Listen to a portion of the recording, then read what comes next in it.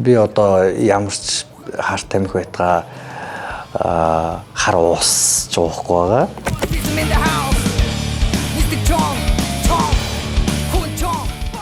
Гэр бүлтэй, аав ээжтэй хэлсэн би эр хүн шиг байх ёстой гэж бодсон. Болоод би ерөөсөө шал өөр болчихсон. Гэрэл гэгээтэй болоод.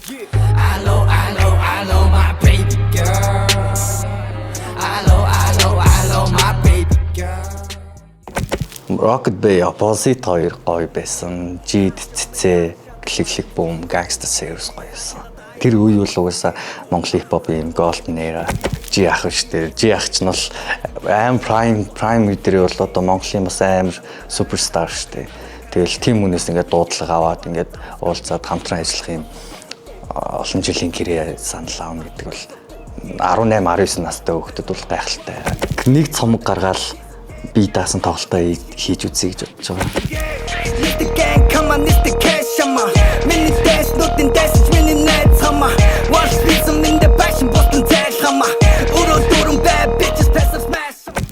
Асуугийн нэвтрүүлэгт орж байгаадаа маш их баяртай байна. Тэгээд өнөөдөр намайг үзэж байгаа та бүгдэд энэ өдрийн мэндийг хүргье.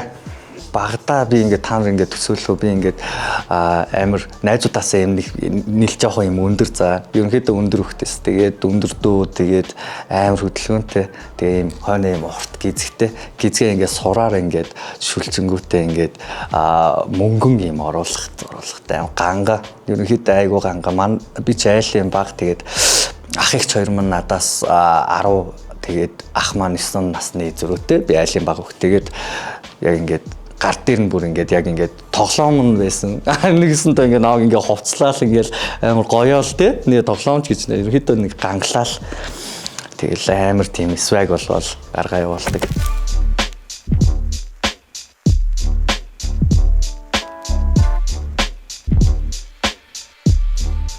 Би нэгдүгээр ангитай хүүхдүүд ингээд бүгдээрээ форумтай цагаан цамцтай ингээд орж байхад би ингээд хоцорцсон хэдэн хоног хоцорцсон. Хойноос нэг хүүдийтэй орж исэн. Юудэнтэй цамцтай. Тэгэхээр би бас нэг арай жоохон нэг юм ах ихчин юм байна уу гэж боддог. Ер нь ах ихч нар маань тэгээ манай үеэл ах тэгээ хамаатнууд маань намайг амар тийм ер нь л нэг юм би амар хөөр хүүхдээс юм шиг л амар бурчар мурчар. Одоо манай хүүгийн зургийг та дарцлал ер нь нэг тиймэрхүү байсан. Гэхдээ манай хүү илүү зэрэлэг байна. Тэгээ яг юугийн хөөрдөл ингээл тоглоол хувцалцдаг ч юм уу, гоё гитар ингээл бариулцдаг ч юм уу. Тэгээд тэрнээс нь би ингээл сонирхсоор байгаа л явж өөрийгөө олсон баг.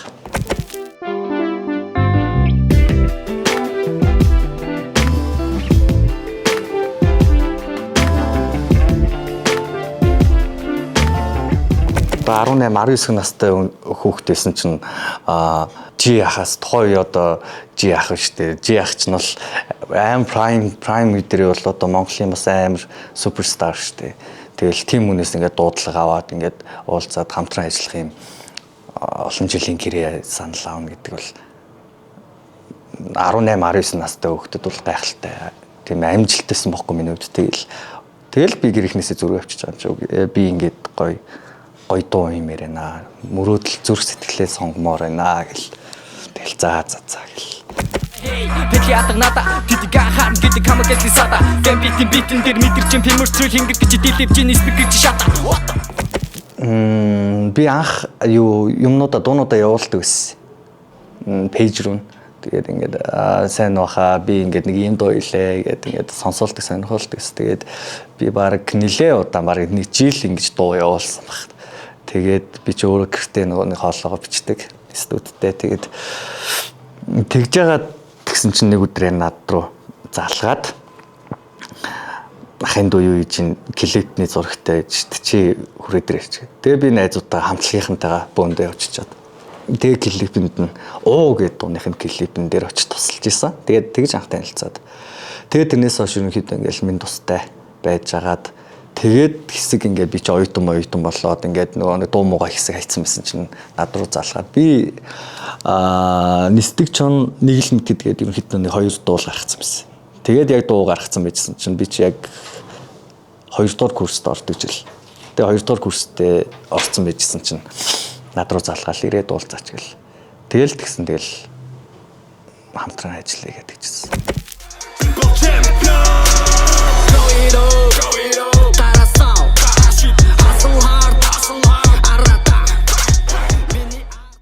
яхтай чинь real label-д ороод тэгээд нэг 3 жил хүрэхгүй хугацаа 2 жил гараа 2 жилийн хугацаанд ерөнхийдөө нэг альбом гаргаад тэгээд хамтарсан бас нэлээд олон прожект юмуд байгаа. Миний яг өсвөр наснд Rocket Bay амар Rocket Bay Opposite 2 гоё байсан. Жид цэцээ глэг бум Gangsta Series гоё байсан. Яг тэр үе бол угаасаа Монгол хипхоп юм golden era. Ерөөсөө биднийг ингээд чихэнд ингээд сонсох юмар дутаагаагүй амар гоё. Дандаа цоошин дуунууд, дандаа цоошин ийм дисүүд гардаг байсан. Цоошин ийм цомог, дандаа ийм гоё ийм ярих яриатай, найз нар ийм хуваалцах ийм дуунуудтай тийм цаг үед өссөн. Тэгээ хипхоп амар чанга байсан. Тэ дандаа ийм галзуу ийм амар олон шилдэг ийм рэпрүүд дунд хүүхэд нас өнгөрсөн гэх юм уу да. Садик таваад гарна яг л бэси тэрх толгон эстэн яг л гат шасан лүси үнээр явахад түсэд бүгдийн гүци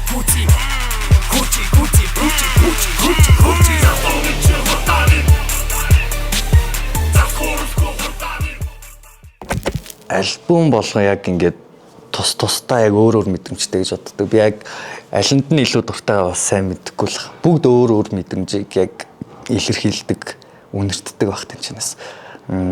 Яг анхны гаргасан цомог маань миний яг 18-аас нэг 22 нас 21 насны яг тийм аура тэмчнээс бүр яг нэг 18-аас 20 насны л яг хүн болгонд байдаг залуу гэсэн мөртлөө би бүгдийг мэднэ гэдэг өөртөө амар юм итгэлтэй. Тэгээ галт цогтой юм шиг санагдав. Яг тэр дуунууд маань одоо Нисдэг чон нэг л мэдгээд 16-9 Lil Toggyтэй хамтарсан Dope те. Тэгээд Baby Girl тэгээл зуны тухай Do Underrated MCs гэл энэ олныг сонсоход ерөнхийдөө яг ийм залуу хөхд байдаг. Бүр ингээд амар өөртөө итгэлтэй. Тэгээд яг хоёр дахь цомог маань нэг 22, 23, 24 насны бас нэг арай жоох юм бодоод ингэ явж байгаа. Яг нэг залуу тэгснэ юм өөрийгөө батлах гад явж байгаа бас нэг тиймэрхүү юм жоохон юм ингээд амьдрал дуулж муулаад Suicide гэдэг дуунууд дуулаад тэгэл Drunk Master тэгэл Төгрөг гээл те аргагүй тэргээл тиймэрхүү дуунууд яг дуулж эхэлж ирсэн үе рүү орж ирсэн. Тэгэхээр жоохон амьдрал ярих гад юм үзээд тэгжсэн юм болоо. Forever Young гэдэг хамгийн сүүлд хийсэн цомог маань ерөнхийдөө би одоо ингээд ер нь жоохон нас жоохон явж байгаа ч гэсэн бас ингээд гоё үргэл залуу гэдэг маягаар.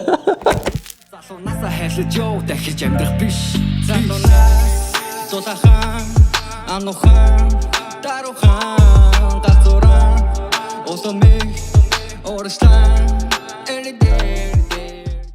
яг бүгдээр л гоё цомог. Би яг хамгийн анхны цомог Нисдэг чоныг сонгох юм байна. Яг хамгийн сайн цомог болсон юм л.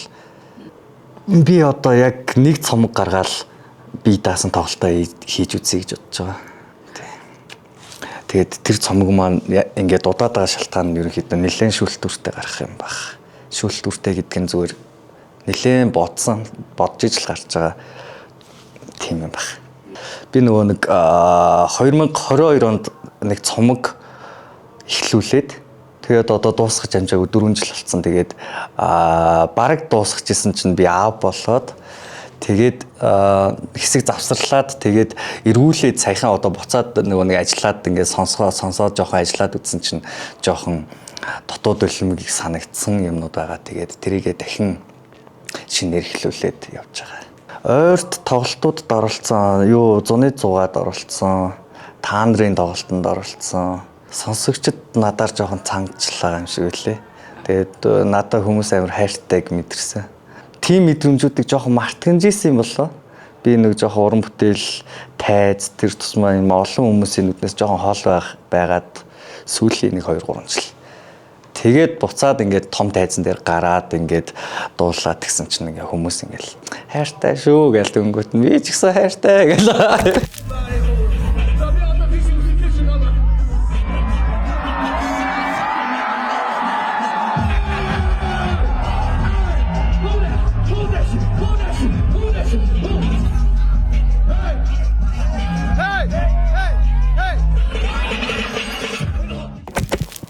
Forever Young цомгоо хийж явжгаад Тэгээд цомгийн ажил маань ерөнхийдөө дууссан нөгөө нэг пост продакшн ажлуудаа хийцэн. Тэгээд нөгөө постэр мостер зураг мураг янз хэвлүүлж мэлүүлээд тэгээ явж исэн чинь хорооллын тэнцээ ингээд машиндаа суудсан ингээд нэг найзгаа хүлээсэн байжсэн чинь манай эхнэр манай хатан ээж хоёр хажуугаар зөрөөд тэгэл би амир ингээд эргэж хараал тэгэл тэгсэн чинь манай цуг байжсэн найз нар манаас таниал энэ манай нөгөө нэг хөөхөн болоо явж байна гэл. Тэгэл би чинь хүй тийм үү гэл тэгэл амар хараал тэгтээ яг царайгийн тухайн үед харж чадж байгааг хөөх. Тэгэл хараагүй тэгэл хөөхөн гэдэг үгэнд найздах үгэнд нь ингээл ягаал ямар хөөхөн юм бол гээл хойноос нэг л харсан чи ээждэг амар хөөхөн явжсан байхгүй ээжээс огтсон тэгэл амар хөөхөн хүүхэд байна да гэж хараал. Тэгэл анх ингээл фэйсбүүкийг нь олж аваад танилцаал бичээл. Тэгэл баг 2-3 жил хойноос нь гүйж байгаа л. Тэгэл одоо ихнэрээ болгоод авсан байж энэ.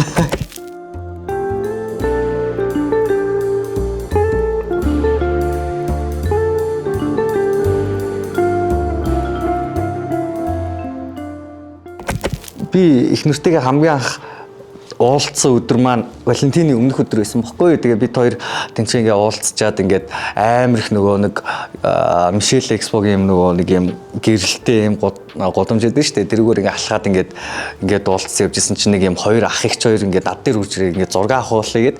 Тэгээ би ингээд манай ихнэр маань тэнцээ хүлээгээд би ингээд байжсэн чинь би ингээд цэцэг ихнэртэй өгцөөсөн чинь нөгөө нэг зураг авахулж ирсэн хүний ихнэр нь эмгтэй нь болохоор залуучууд ингээд анхандаа ийм байдгийн стен нэрэ мэрэ яванда хот мод энтергээд тиймэрхүү юм яриад тэгээ манай ихнэр ингээд амар бит хоёрын хувьд ингээд анх уулзж байгаа ч гэсэн ингээд амар тархинд үлдсэн байхгүй. Тэгээд манай ихнэр байнга ингээд асуудаг чи ер нь ингээд яванда ингээд хот болчих уу гэд ингээд байнга хүмүүс тэгэж тим сэтгэл үлдээсэн анх ингээд уулзсан чи ингээд тэгээд ерөнхийдөө ингээд анх ингээд амар гоё харцдаг байсан. Яг тэрийг улам гоё болгоод байх ёстой гэж боддог. Тэгэл ингээд хүмүүс ингээ анх ярьснаас шал өөр болчтой гэсэн санагдаад тий.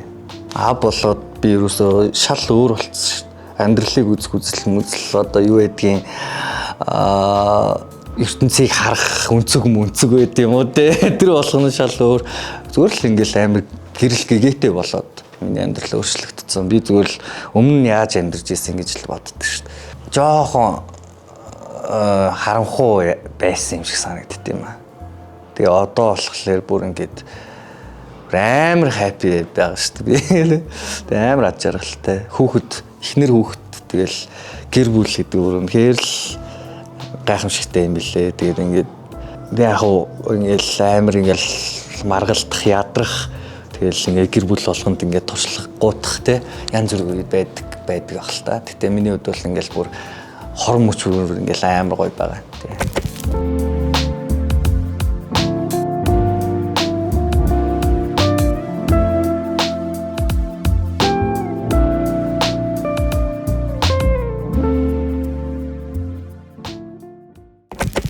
Би одоо ямар ч харт тамхи байтгаа хар уус жуухгүй байгаа. Тэг ямар нэгэн надад тийм буруу зуршил тийм юм байха болсон. Хайр тэг хүн гэр бүлтэй аав ээжтэй хэлсэн сонсогч нартаа хэлсэн найз нартаа хэлсэн үгэндээ хүрэх ёстой гэж бодсон. Би эр хүн шиг байх ёстой гэж бодсон. Тэгээ өөрийгөө харсан. Тэгээд ерөөсөө болохгүй байсан.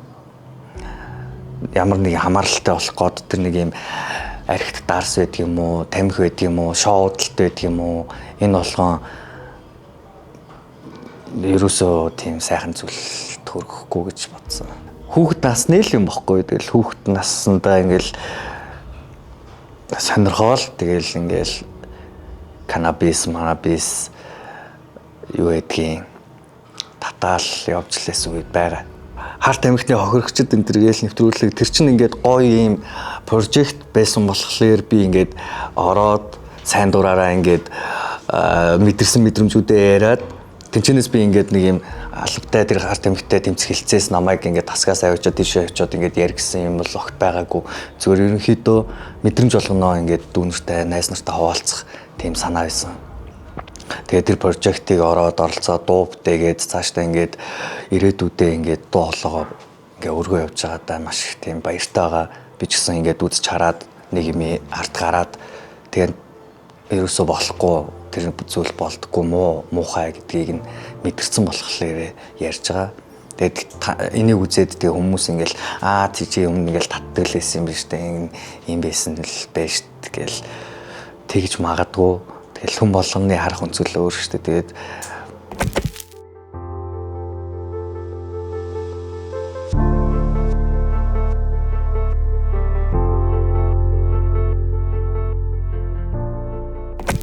тэр нөгөө нэг цагдаагийн байгууллагаас шалгасан гэх юм уу?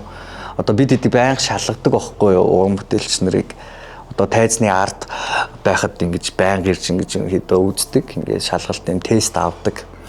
Тэгээд сая сүүлд бас нөгөө нэг залгаад тоглолтод оролцож байгаа бүх артистуудыг ингэж наан дуудаж шалгаж байгаа. Одоо тоглолтын дээр чинь очиод хэрэггүй үстэй гэж залгаж ирсэн. Тэгээд тэр бас би бас гайхаад байгаа. Ингээд заавал тийшээ очиж ингээд тэр тасаг руу очиж цагдаа дээр очичоод цаашаа очиж ингээд дуулах хэрэгтэй байдаг юм болов уу. Тэгээд тухайд нөгөө мэдээ гарч исэн тэр нөгөө нэг нааг бас нэг шалгаад тэгээд тэнцээ нөгөө нэг дуудаж нөгөө нэг шалгачаад тэгээд би ингээд яваад явсан чинь хойноос ингээд мэдээ гарцсан байсан баг. Тэгээ би ингээд гадуур яг ажиллаа гэдэг студ дээрээ ингээд байжсэн чинь гэрээс нь очиж аваад гэмт бүлэглэлийн бараг толгойлогч бараг 20-од хүнтэй бүлэглэлийг барьлаа. Тэгээд рэпер гэсэн Б гэсэн уяач цан дэлгийн хүү гэлөө рэпер Б гэсэн уяач цан дэлгийн хүү ажээ энтергээд тиймэрхүү юм бас сэтгүүлчд маань бичмээрг байгаад байгаа маа. Тэгээд цаашаа би ингээд тэр нөгөө нэг юунууд руу залгаад нөгөө нэг юу гэдэг вүлээ редактор интервью руу залгаад ингээд хөөе наа чи юу болоод байгаа юм бэ? Би очиж шалгуулсан л болохоос наа чи шороо орон дороогүй би энэ чи ажиллая гэж штэ гэтгсэн чи. Юу яриад байгаа юм бэ? Цаанаас өгсөн мэдээлэл нь чи миний юу хэвлэн нийтлэх эрх чөлөөнд халтлаа энтергээд наваг загнаад тэгээд тас загнуулаад өнгөрчихсөн штэ.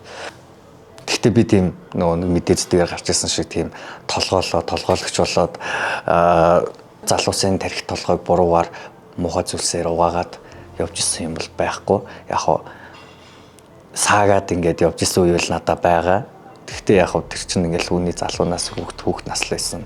Тэгэл одоо би ойлгоцсон байгаа. 2019 он хавцаал юм байна. Миний 2 дахь цом гарч ирсэн үед л. Тэгэхэд чинь би 23 настай байсан байна. Тэгээ 23 настай байхдаа би яг л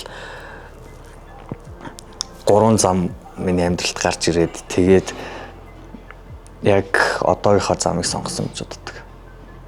Тэгээд тэр 3 зам маань болохоор нэг нь би ингээд энгийн 50 амьдралаар ингээд зүгээр мэрэгжил юмнуудаа яагаад дуу хөгжмөө өрхөөд амьдрах байсан.